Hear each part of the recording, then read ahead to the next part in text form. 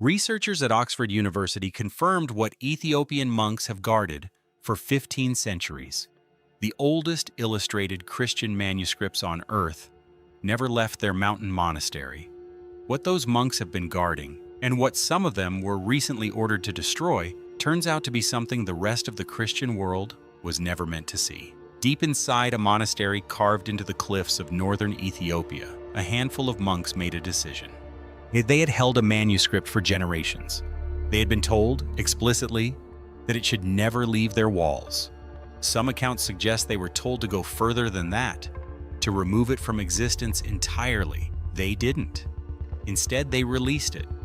And the page they released mentions Jesus by name. It describes him in ways that don't match anything in the Bible most of the world reads. And it raises a question, as in biblical scholars are still struggling to answer, was this information suppressed on purpose?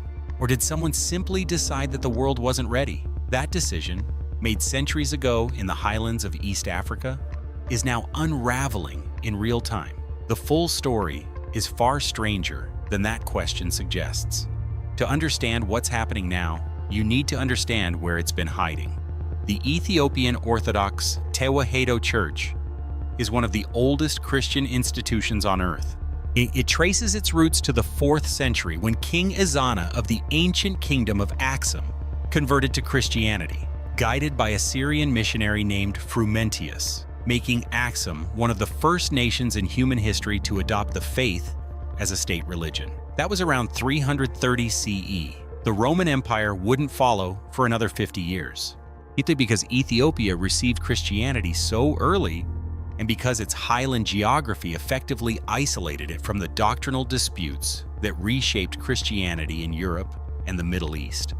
The Ethiopian church developed along its own track. It made its own decisions about which texts were sacred. It translated those texts into Ge'ez, an ancient Semitic language that survives today only in liturgical use, the way Latin once functioned in the Catholic Church. And the canon the Ethiopian church settled on is unlike any other in Christianity. While the Protestant Bible contains 66 books and the Catholic Bible 73, the Ethiopian Orthodox canon contains 81, the largest biblical canon in all of traditional Christendom. Those extra books aren't fringe documents. They include the Book of Enoch, a text that describes fallen angels sharing forbidden knowledge with humanity. They include the Book of Jubilees, which rewrites the timeline of Genesis in ways that contradict the version most of the world uses. They include the Meshapha Kedan, the Book of the Covenant, which contains accounts of the resurrection and the post-resurrection teachings of Jesus that simply do not appear in Western scripture. Some of these texts were burned in Rome. Some were deliberately removed from circulation.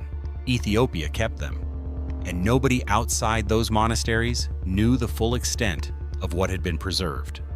Now, picture where this preservation happened. The Abba Garima Monastery sits on a cliff face in the Tigray region of northern Ethiopia, east of the city of Adwa, at an elevation where the air is thin and the stone is ancient. To reach it, you climb a winding path cut into the rock.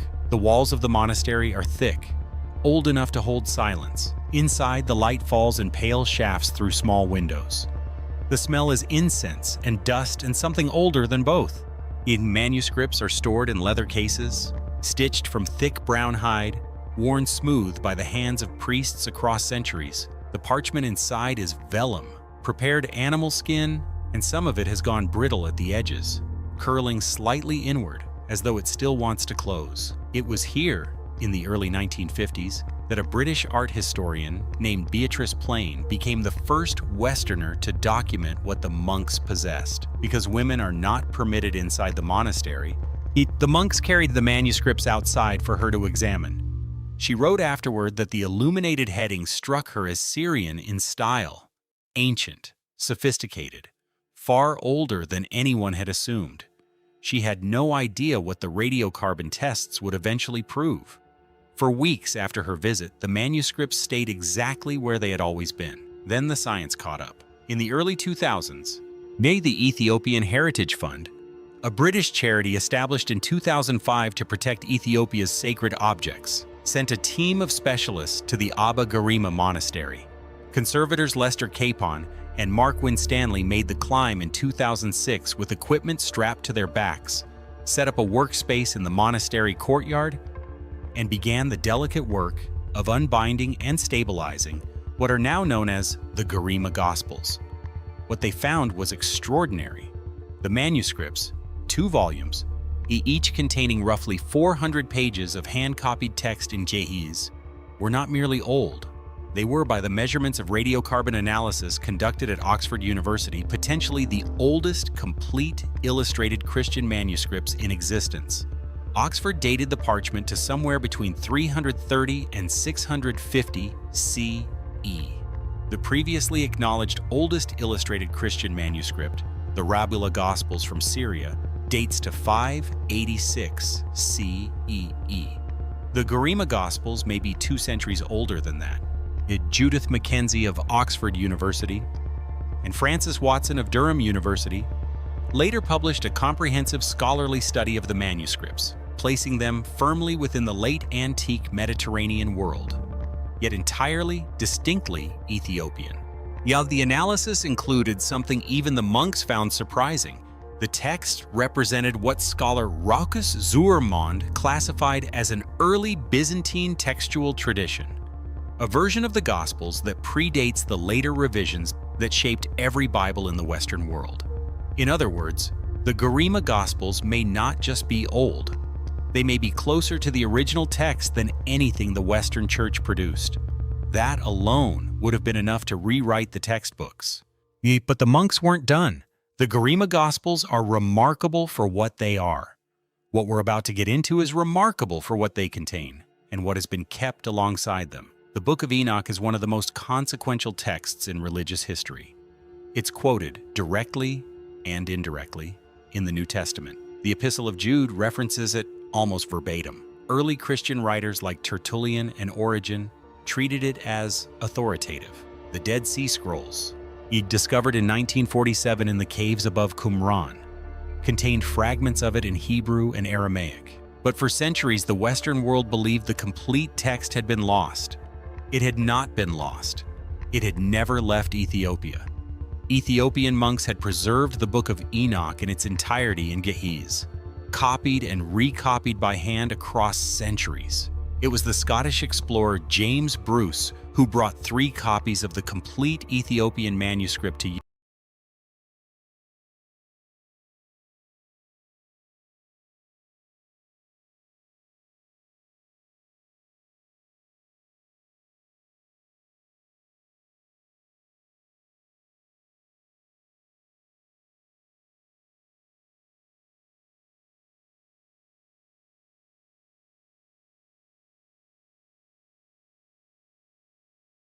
Europe in 1773, and even then, most Western theologians dismissed it as a medieval fabrication. It took the Dead Sea Scrolls to prove that the Ethiopian tradition had been protecting the genuine article all along. The question that remains is why the rest of Christianity abandoned it. The answer points directly to what makes this story uncomfortable. The Book of Enoch describes the Watchers, angels who descended to earth, taught humanity forbidden arts, and whose offspring became the source of violence and corruption in the world. It also describes the coming of a figure called the Son of Man, a divine judge who will arrive at the end of days. Early Christians understood this as a direct reference to Jesus. The text used language about this figure that the later church found dangerous. It suggested knowledge, power, and cosmic authority that existed before any institutional structure, before any hierarchy, before any church. That is where the problem lived. The Enoch tradition didn't need a priest, it didn't need an institution, it described a direct relationship between humanity and the divine that bypassed every structure the church was building. To understand why this matters, we need to step back 17 centuries. At the Council of Nicaea in 325 CE, just years after King Ezana converted Ethiopia to Christianity, Roman Emperor Constantine convened bishops from across the empire to settle doctrinal disputes.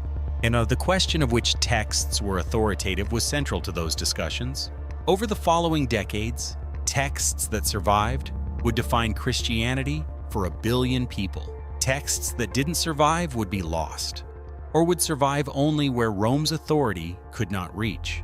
Ethiopia was one of those places. There's a word the monks use for the texts they preserved: netsenet. It means freedom. They were not hiding these texts. They were keeping them safe. If you're finding this story worth exploring further, a like on this video genuinely helps this channel keep investigating these mysteries. Now we get to the thing in the title. The page that, according to accounts that have not been independently verified through peer-reviewed publication, was ordered destroyed. The Mashafa Kidden, or Book of the Covenant, is one of the texts unique to the Ethiopian canon. It belongs to a category of writings called the Books of Church Order, 8 additional texts included in the Ethiopian New Testament that have no parallel in Western Christianity. The Mashafa Kidden contains, among other things, an account of the post-resurrection period, the weeks following the empty tomb, that goes further than any canonical gospel in describing what Jesus reportedly taught during that time. In the version preserved by Ethiopian monks, Jesus does not simply appear. He blesses his disciples and ascend. He stays, he teaches, he addresses questions that the canonical gospels leave unanswered. He describes the nature of the divine. He warns explicitly about what will happen to those teachings once they pass through institutional hands. That warning, which the monks say was the reason certain church authorities wanted the page suppressed, is what makes this particular passage so volatile. Yet the exact wording has not been released in a certified academic translation. What has been reported, through monks who spoke to journalists and independent scholars beginning in late 2024, is that the passage contains a description of Jesus cautioning his followers that his teachings would be narrowed, edited, and selectively preserved by those who came after. That the version of his words reaching future generations would be shaped not only by faith, but by power. This is where the story splits. One path leads to a conventional explanation. The other leads somewhere far more uncomfortable. The conventional explanation, this type of post-resurrection teaching narrative, was common in early Christianity. There were dozens of texts, many of them found among the Nag Hammadi manuscripts discovered in Egypt in 1945, that described extended conversations between the risen Jesus and his disciples. Most were excluded from the canon, not because they were dangerous, but because canon formation, the process of deciding which books made it into the Bible, was a slow, uneven, and often politically influenced process. The Mashafa Kidden may simply represent a tradition that survived in one corner of the world while being forgotten elsewhere. The uncomfortable path says something different. It says the passage was ordered destroyed specifically because of that warning. Yet because an institution doesn't easily survive a sacred text suggesting that the institution itself was anticipated and cautioned against by the figure it claims to represent, the monks kept it anyway. The story of what Ethiopian monks will protect and what they'll risk to protect it became devastatingly concrete in November 2020. When war came to the Tigray region of Ethiopia, the beginning of what would become one of the deadliest conflicts of the 21st century, killing an estimated 600,000 people between 2020 and 2022. Father Gebretsadik, one of the resident monks at the Abagarima monastery, made a decision that echoed across 15 centuries. Under the cover of darkness, he took the Garima Gospels out of the monastery for the first time in recorded history. He carried them in their leather cases down the monastery's winding stone steps, and into the night, he hid them. He didn't tell anyone where. 2 weeks later, the Eritrean forces reached the monastery. They took what they could: mobile phones, livestock, grain stores, farming equipment. What they couldn't take, they destroyed. For the next 2 years, soldiers used Abagarima as a military base. In the final days before a peace agreement was signed, 113 civilians were executed nearby by retreating forces. Their bodies were left where they fell. The Garima Gospels survived, hidden, waiting. When Father Gebretsadik returned the manuscripts after the peace agreement, He described the experience in terms that resonate beyond the military and political context.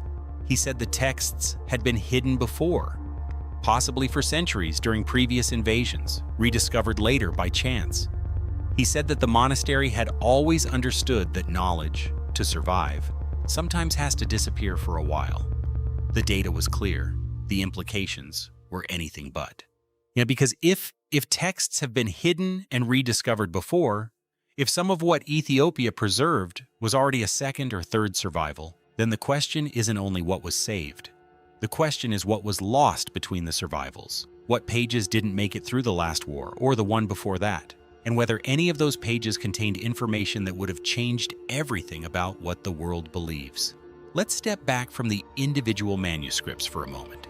Well, let's look at the shape of what Ethiopia represents in the larger story of religious history. Every tradition that transmitted Christian texts made choices. The choice about which texts were authoritative. The choice about which descriptions of Jesus were theologically useful. The choice, ultimately, about which Jesus the world would come to know. Those choices happened across centuries, in councils and synods, in Nicaea, in Carthage, in Laodicea, mostly in the Roman world, mostly filtered through Roman political and cultural assumptions. The texts that survive that process tell a coherent story. They support a specific understanding of authority, of salvation, of the relationship between the human and the divine. Ethiopia made different choices, and the texts that survived those different choices tell a more complicated story. Some scholars, including specialists in what's called the Second Temple Jewish tradition, the world Jesus actually inhabited, argue that the Ethiopian canon preserves something genuinely older than what Rome produced. Not a fabrication, not a medieval invention, but an earlier layer of Christianity, one in which the boundaries between the canonical and the apocryphal, between the accepted and the forbidden, hadn't yet been drawn. They point to the Enoch tradition, and to early Jewish Christianity, which understood the divine in ways that would later be declared heretical. They point to the sheer quantity of material that Ethiopian monks preserved while the rest of the world was burning it. One controversial theory suggests that the page the monks were ordered to destroy contains something even more specific, a description of Jesus explicitly critiquing the mechanism of religious authority, the priesthood itself. It's the concept of a human institution mediating between the divine and the individual, if that reading is accurate. It places a deeply anti-institutional statement at the heart of the world's most powerful institution. That's not just theologically awkward. It's existentially threatening to any organization that has spent 2,000 years building legitimacy on the claim that it represents Jesus accurately. Of course, there are simpler explanations. The passage may have been excluded for the same reason hundreds of early Christian texts were excluded, because the process of canon formation was chaotic, incomplete, and inconsistent, not because anyone was running a cover-up. The Ethiopian texts are not secret in any practical sense. Scholars have known they existed for decades. The Book of Enoch was published in English translation in 1821. The Mashafa Kedan has been available in academic circles for years. But the specific page, the specific passage describing that warning, remains untranslated in any peer-reviewed publication. The monks have not released the full text, and that restraint, after everything they risk to preserve it, raises a question that keeps quiet scholars uncomfortable at night. If it's not dangerous, why wait? Somewhere in northern Ethiopia, in a monastery that survived a war, the Garima Gospels have returned to their leather cases. The pages are still brittle. The ink is still legible. The Ge'ez script flows across South the Vellum the way it has for 1,500 years, indifferent to everything that has happened around it. Those manuscripts have outlasted the kingdom that produced them. They outlasted the medieval invasions, the Italian colonizers, the Civil War. They were hidden in a cave, possibly for centuries, and rediscovered. They were carried down stone steps under cover of darkness and brought back again when the shooting stopped. Yes, they survived because a series of men, monks who gave their lives to this specific task, decided that their preservation mattered more than their own safety. This is the moment where the story becomes about something larger than manuscripts. We live in a period of profound institutional distrust, declining faith in organized religion, questions about what was selected, what was omitted, what was shaped by the people in power rather than the people who were supposed to be served by that power. Yet those questions aren't new, but they're louder now than they've been in generations. And into that environment, the Ethiopian tradition places an ancient, inconvenient idea that the original version of the story was bigger than what survived, that what most of the world calls the Bible is a selection, a preserved and protected selection, but a selection nonetheless, that somewhere in the highlands of a country that most of the world overlooked, the monks were keeping something alive that the rest of the world had been told to forget, the page they were ordered to destroy. The warning they were told to silence, they kept it. They always kept it. And now it is circulating, partially, guardedly, a fragment at a time, into a world that is perhaps finally ready to sit with what it says. Not because it destroys faith, the monks who preserved it are among the most devout Christians alive, but because it complicates faith in ways that make it more honest, more human, more like the actual story of what it means to encounter the divine through the filter of history, politics, survival, and human hands. The text has weight. That weight has been carried across 15 centuries by people who believed the burden was worth bearing. Now, it belongs to all of us. So here's the question that remains. If the monks of Abba Garima were ordered to destroy a specific passage, a page describing Jesus warning his followers about what would happen to his teachings. Who gave that order? And when? Was it a recent instruction from within the Ethiopian Orthodox hierarchy itself, an institution that has its own reasons for managing which parts of its canon become internationally visible? Or was the order older, a directive that traveled across centuries, surviving an internal tradition? Reminding each generation of monks that this particular passage was not for the world outside the walls? Or is it possible that the monks were never ordered to destroy anything at all, and that what they're releasing now isn't a defiant act of resistance, but a deliberate and carefully timed disclosure, a decision made not under pressure, but with extraordinary patience, the belief that knowledge has weight and that you only release it when the one receiving it can bear to hold it. Ethan, if this story changes how you see the history of what you've been handed as truth, share it with someone who needs to hear it. One final thought. The monks say some knowledge was preserved not by being announced, but by being hidden long enough that the wrong people stopped looking. Maybe that time is over.